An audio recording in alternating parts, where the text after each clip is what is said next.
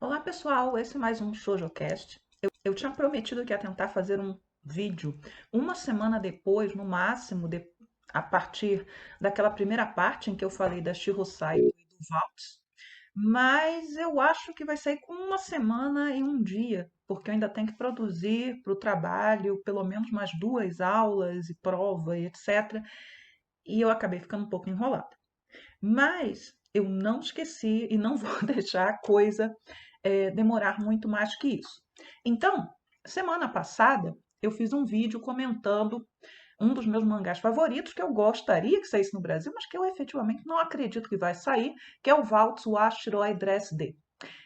E aí eu falei das personagens e das relações básicas e esqueci de falar mais profundamente do Sagito, que é o protagonista da série, pelo menos da primeira série. Nós temos um triângulo amoroso formado pela protagonista, que é a Koto, que é uma moça japonesa que acabou de fazer 16 anos e que sonha tanto em ter uma carreira como estilista, costureira. Ela é filha, né, de um alfaiate, quanto em se casar com aquele homem com roupa, né, com uniforme da Marinha e branco, né, uniforme branco da Marinha, com quem ela vai dançar a sua primeira valsa. Então, essa é a protagonista. Nós temos o Masaomi, que é o noivo prometido dela, que é um sujeito extremamente frio, obediente ao pai, né, que é um nobre e que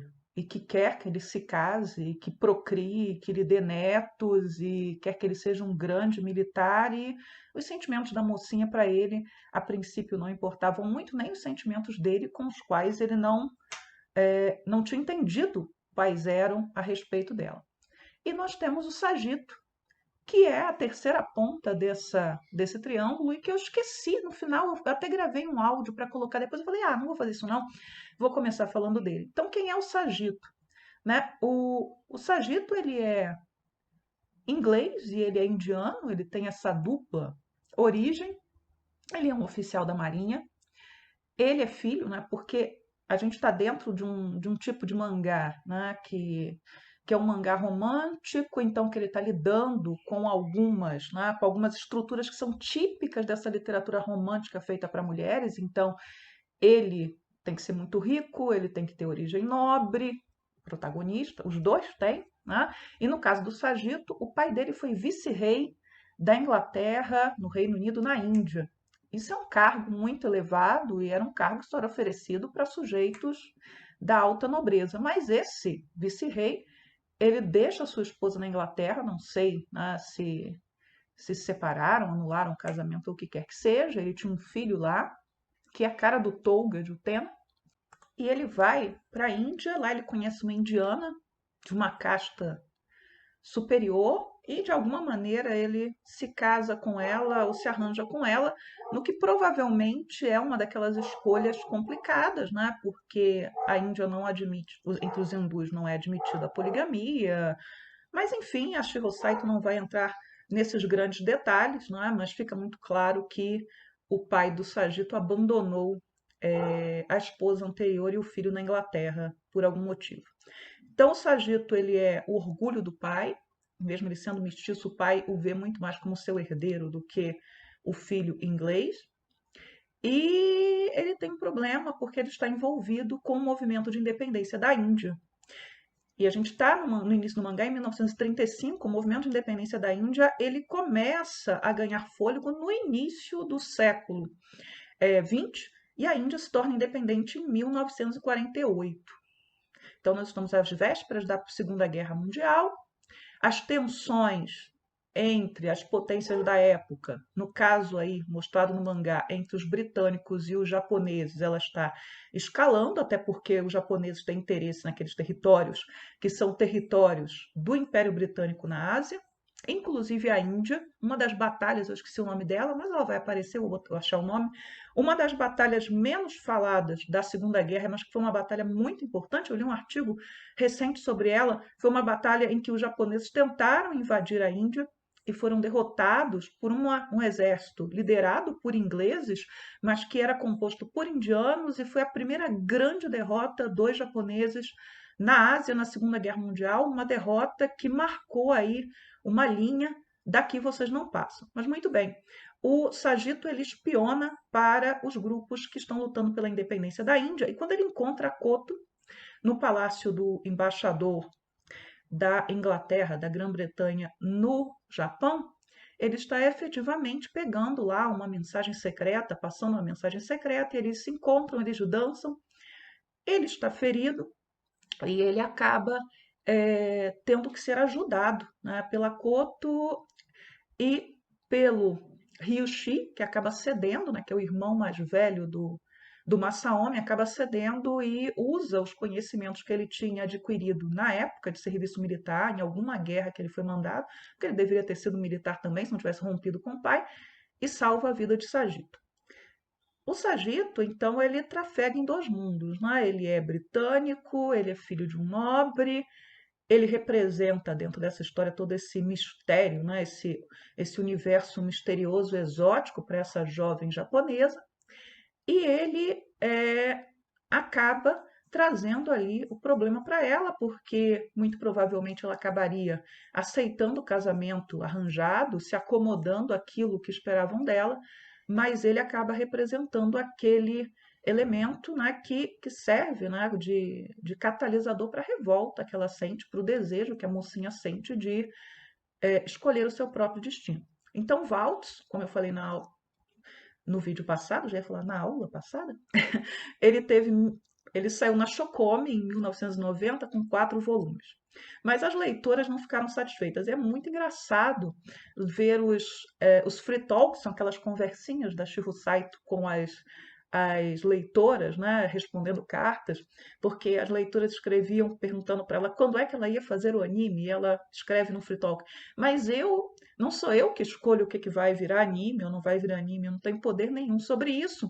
Mas aí ela começa a conversar falando das conversas que ela tinha com as suas assistentes sobre o fato delas desejarem não uma série, elas desejavam um live action, elas desejavam um dorama. E é interessante que muita gente não entende, né? Há poucos animes shoujo, porque talvez a audiência japonesa, as mulheres e meninas que leem esses mangás, elas tenham a preferência pelo drama, né, pelo dorama, pela novela, pelo seriado com atores de verdade. Elas ficam discutindo ali no Free Talk quem seriam os melhores atores e atrizes para fazerem os protagonistas desse mangá.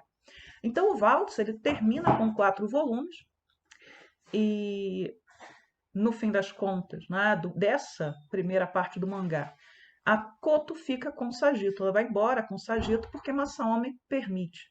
E por que ele permite? Porque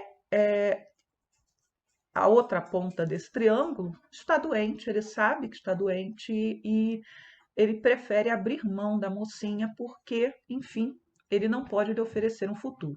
Só que eu imagino que as leitoras não gostaram disso e ficaram escrevendo cartas, e aí em 1992 a Shiho Saito faz um outro pedacinho do mangá, que é um Gaiden que é somente com Masaomi, que era a personagem favorita do mangá.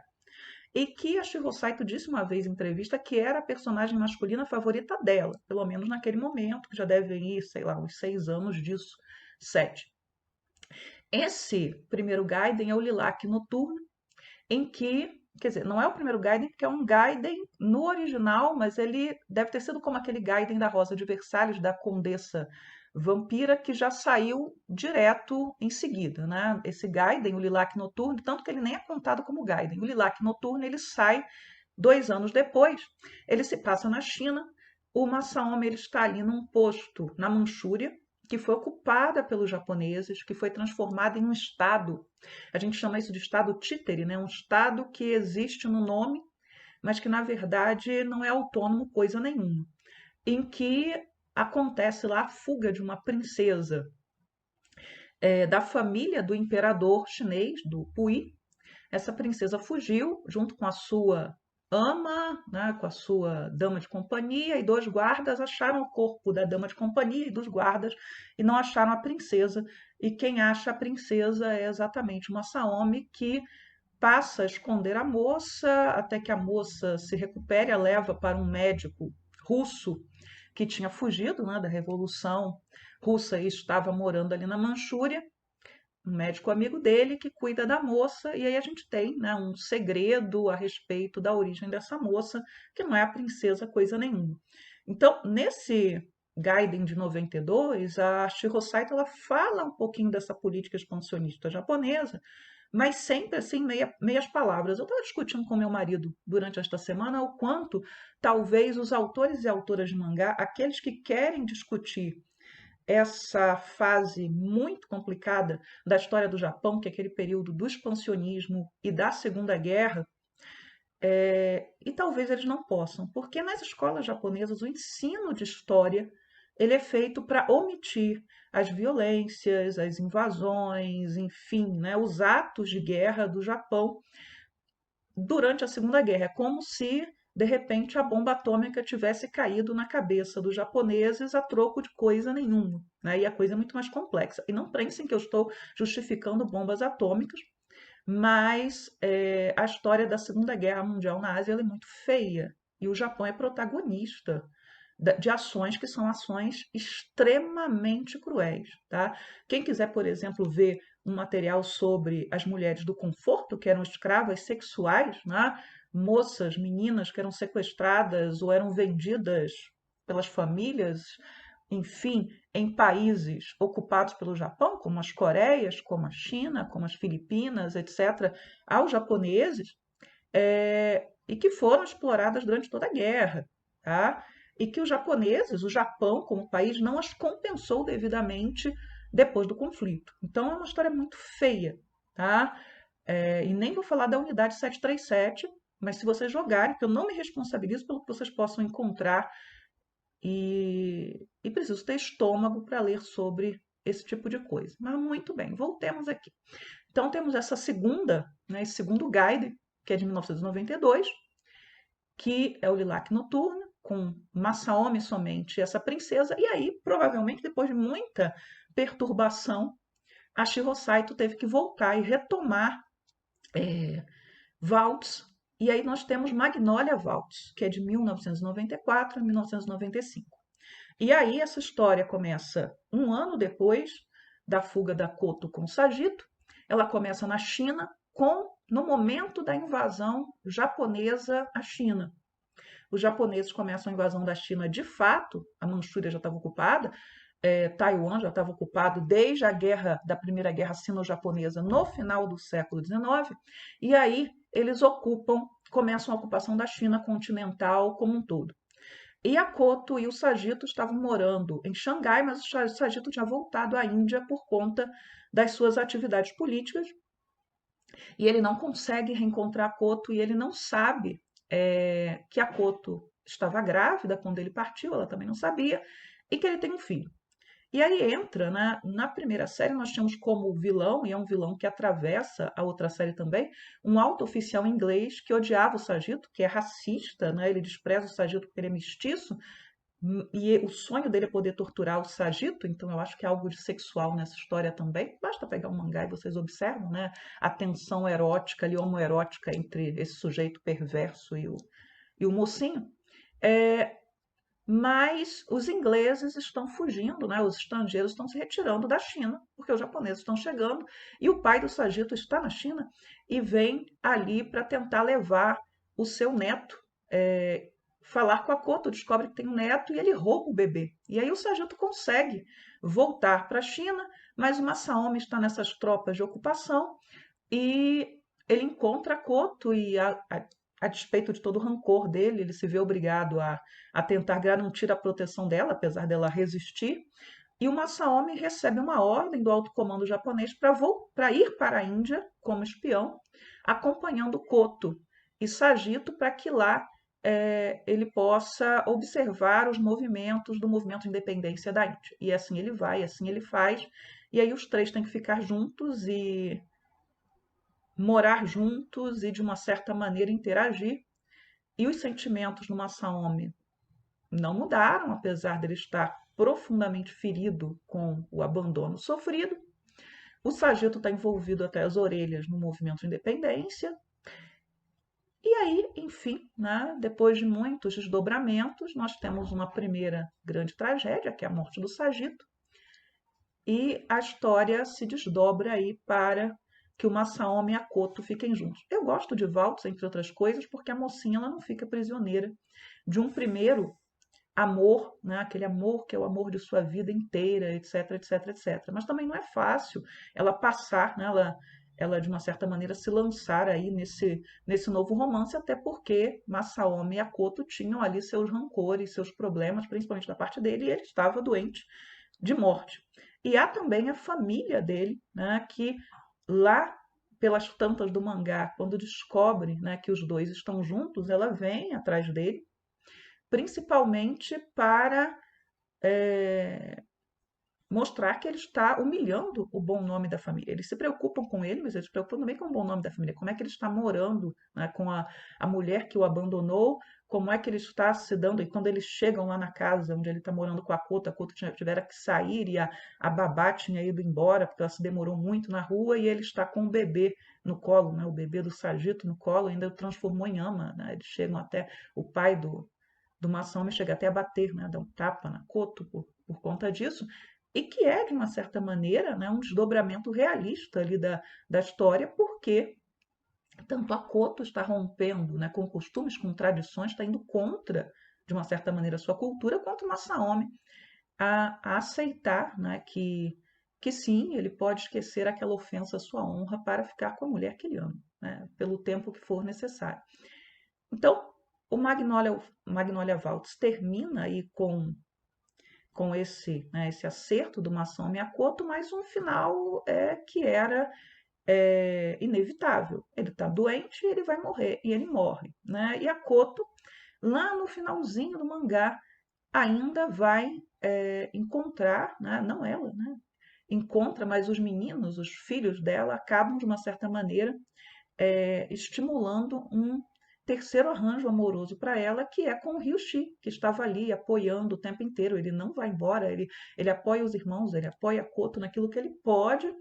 E a última cena desse mangá é com ele, o último quadro, ele falou: Eu não disse que era eu que deveria casar com ela? Né? Então, isso mais de 10 anos depois do início da série. Mas aí eis que as leitoras provavelmente não gostaram desse final, não gostaram do capítulo final da morte do Masaomi, e a Shiro Saito ela é pressionada a fazer mais um Gaiden, que é o Tuberose Serenade, que vai ser publicado, né, o Magnolia Waltz é na Petit Comic, os anteriores na Shokomi, e dessa vez vai ser publicado na Tease,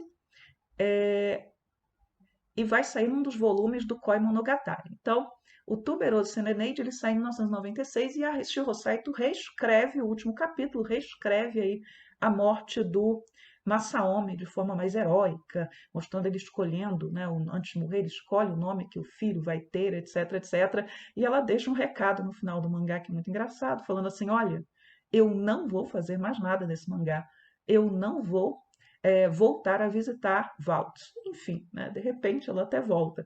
Mas aí vocês percebem, né, que deve ser um dos mangás mais queridos dela, né, porque ela se viu obrigada, né, a atender o desejo das fãs de voltar e voltar e voltar a esse mangá. Mas tem uma coisa interessante, só para terminar, né, para que não fique tão longo, porque eu acredito que esteja ficando longo. Os autores de mangá, não raro, eles colocam lá aquelas fichinhas de personagem com o que seria o signo, né, desses personagens.